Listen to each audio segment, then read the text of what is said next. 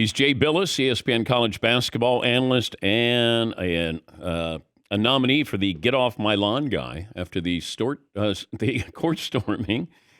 I took a little abuse. I prefer old man yelling at clouds, frankly. Okay, you took a couple of slings and arrows there, but you held your own a little bit.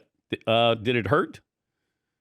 No, because it's another thing where nuance gets lost. Like the whole discussion was the NCAA or the institutions or the conferences, they're not going to do anything about this anyway. And they say they can't, experts tell them that they can't stop it because it would cause more problems. They could stop it tomorrow if they wanted.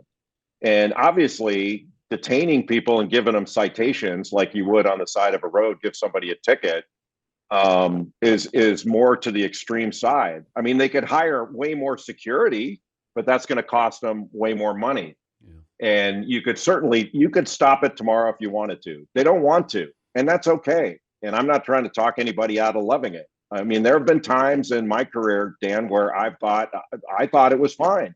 But then you see when I was at NC State, when they had a court storming and there were people that got hurt. And you're just asking yourself, is it worth it? And for some people, like fans, seem to think they're entitled to it. But I raised a point on a show called Pardon My Take about Kansas. I'd said they were talking about passion, if I remember right. Like it shows the passion of the fans, the court storming. And like it's after the game's over. It's great. It's a great celebration. But the passion is shown, in my view, during the game. Yeah. And there's no better place than Kansas, and they don't have any court stormings. And it shows and I think the response was, well, they don't storm the court because they win all the time. I mean, that's not the point I was making, but sometimes nuance gets lost. That's okay. That's what we do. Yeah, I understand it. And I was there at the mothership. We glamorized this. Championship week. Everybody wanted to be on TV. Now you got kids who want to be, on TikTok while they go on the court.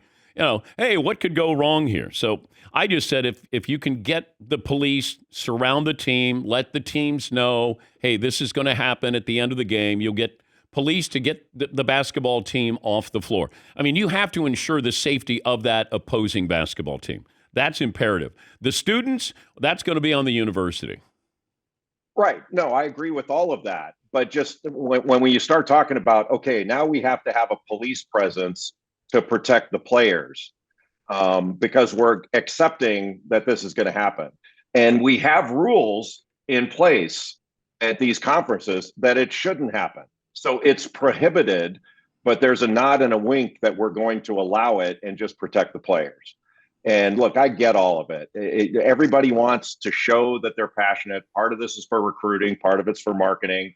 And look, I'm not saying that we're evil because we show it, but we can't sit here and rail, this is wrong when we do it. Yeah. We're part of it that way. It doesn't mean that it's this horrible thing that everybody needs to be called on the carpet, but we need to acknowledge that we glorify it or certainly use it to our benefit.